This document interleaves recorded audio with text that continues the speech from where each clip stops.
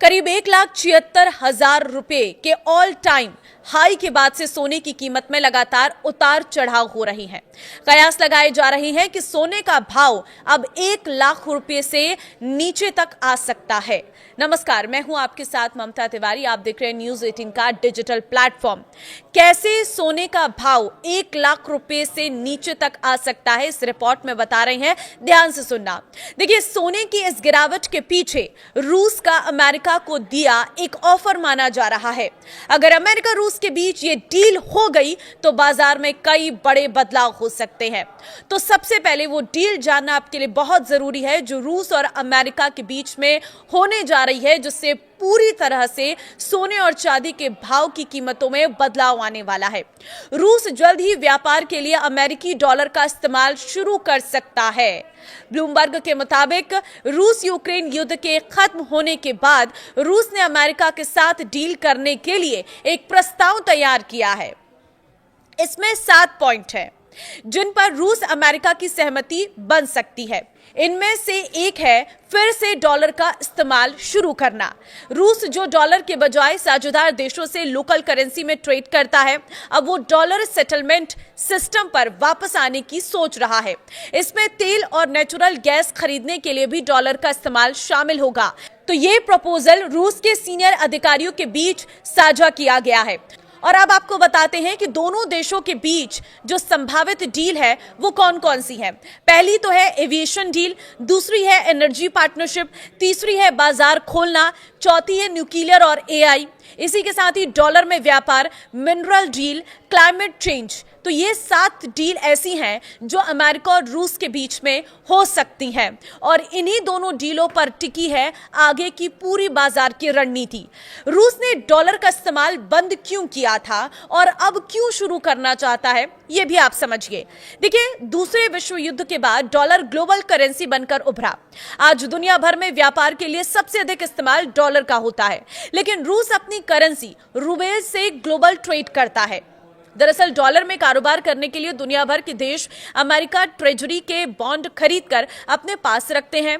Bond यानी वादा, यानी अमेरिका सरकार बॉन्ड खरीदने वालों से एक तय समय में तय रकम ब्याज के रूप में देने का वादा करती है। 2022 में अमेरिका ने इसी तरह खरीदे गए बॉन्ड्स को जब्त कर लिया और ब्याज तो दूर, मूल रकम भी लौटाने से इनकार कर दिया। इसके बाद से ही रूस समेत दुनिया भर के तमाम देशों ने अपने फॉरेन रिजर्व में डॉलर कम करके सोना खरीदना, सोना रखना शुरू कर दिया। जैसे भारत और चीन, अमेरिका की लगाई पाबंदियों के चलते रूस पश्चिमी देशों से ट्रेड नहीं कर पा रहा है। इससे नेचुरल गैस का कारोबार करने वाली रूसी कंपनियां घाटे में चल रही हैं। उनकी इकोनॉमी का भी खस्ता हाल है। ऐसे में रूस फिर से अमेरिकी डॉलर में व्यापार कर अपनी अर्थव्यवस्था, ट्रेड और फॉरेन रिलेशंस को सुधारना चाहता है।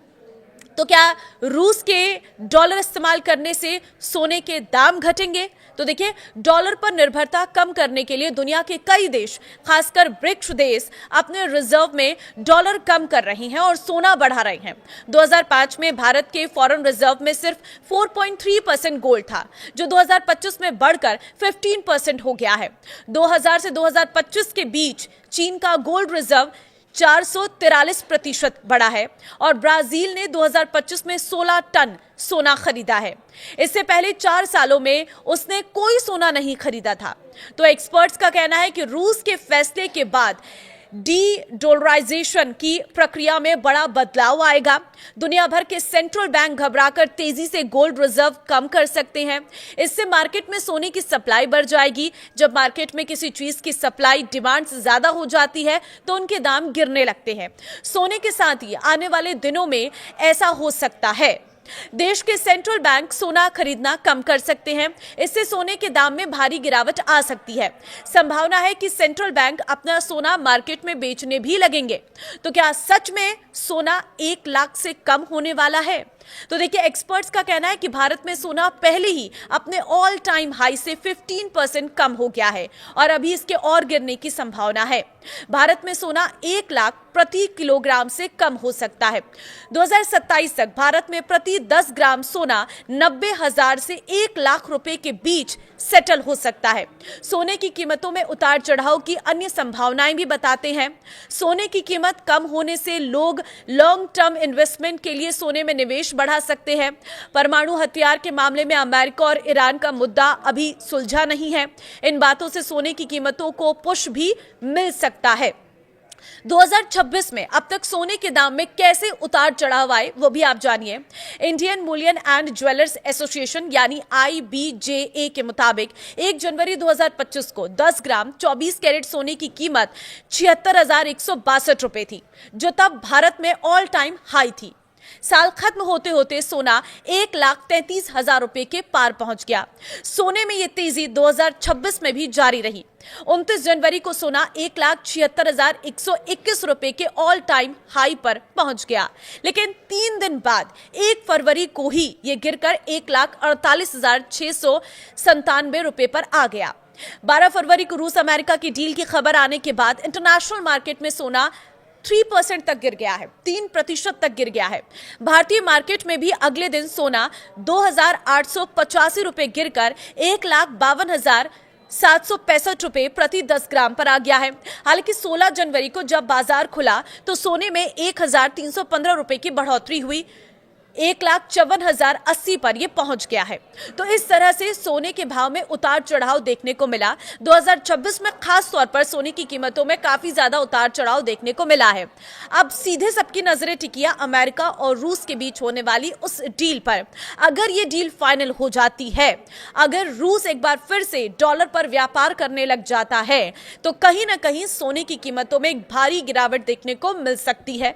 तो जिन लोगों की पहुंच से सोना दूर हो गया था, उनकी पहुंच में ये सोना आ जाएगा, लेकिन जिन्होंने अपना पूरा पैसा सोने में इन्वेस्ट कर दिया था, उनके लिए उनकी राह थोड़ी मुश्किल जरूर हो सकती है। लेकिन ये फिलहाल आकलन है। अब ये अमेरिका और रूस के बीच होने वाली डील पर टिका हुआ है। जैसे ही उस डील पर कोई चर्चा शुरू होती है, दोनों देशों के बीच में बैठकें होती हैं और दोनों देशों के बीच में डील पक्की होने लगती है, वैसे ही मार्केट में इसका असर देखने को मिल सकता है। हालांकि यह भी अनुमान है, इसके लिए कोई स्पष्टीकरण यहां पर हमने नहीं दिया है। ये बस एक अनुमान के हिसाब से आपको जानकारी दी गई है कि सोना इस हद तक भी गिर सकता है और आपकी पहुंच में आ सकता है। फिलहाल इस वीडियो को शेयर कर देना सभी लोगों के साथ, ताकि बाजार में हो रहे उतार चढ़ाव में सभी लोग इन्वेस्टमेंट करने से पहले एक बार सोचें और तभी जाकर किसी भी शेयर को खरीदें या सोने चांदी में इन्वेस्ट करें। नमस्कार।